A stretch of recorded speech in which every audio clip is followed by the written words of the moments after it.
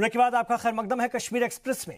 कश्मीर में सर्दी लगातार बढ़ रही है और दर्जा हरारत में गिरावट आ रही है और इसकी वजह से पहले ही स्कूलों में सर्दी की छुट्टियों का ऐलान कर दिया जा चुका है। श्रीनगर शहर में दर्जा हरारत 0 से -3 डिग्री सेल्सियस तक पहुंच गया है।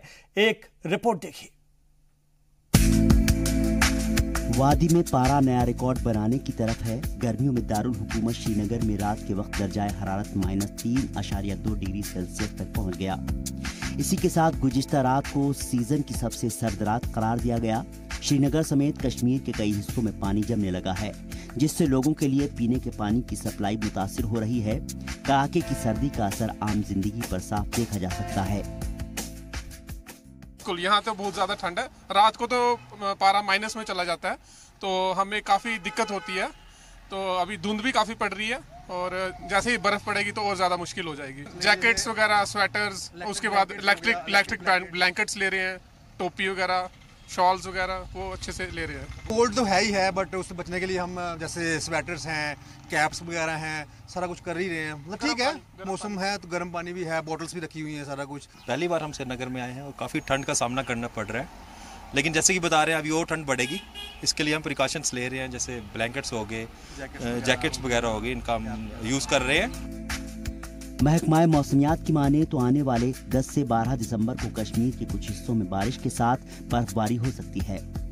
श्रीनगर में महकमा मौसमियात के डायरेक्टर सोनम लोटस की माने तो आने वाले 48 घंटों में मौसम का मिजाज नहीं बदलने वाला है। तो श्रीनगर में आज सीजन का सबसे मतलब ठंड रहा है। टेम्परेचर जो है कम से कम दर्जा -3.2 डिग्री सेल्सियस रिकॉर्ड किया गया। इसी तरह लेह करगिल में भी -9, -10 के आसपास ही टेम्परेचर रिकॉर्ड हो रहा है। तो आने वाले दिनों में ये इसमें इतना चेंजेस ज्यादा नहीं है, लेकिन मिनिमम टेम्परेचर में और गिरावट आने का संभावना है। वही -1 और 1-2 डिग्री सेल्सियस कम होने का चांस है। महकमा मौसमियात की जानिब से जारी ताज़ा अपडेट्स के मुताबिक लेह में मिनिमम टेम्परेचर -10.6 डिग्री सेल्सियस तक पहुंच गया है। कारगिल में भी मिनिमम टेम्परेचर -9.7 डिग्री सेल्सियस पारे के साथ खून जमा देने वाली सर्दी पड़ रही है। कुपवाड़ा में -2.7 डिग्री सेल्सियस तक पारा पहुंचा। वहीं जम्मू में मौसम साफ रहा। यहां दिन का पारा 23.5 डिग्री सेल्सियस दर्ज किया गया। सैयद तजम्मुल की रिपोर्ट, जी सलाम, श्रीनगर।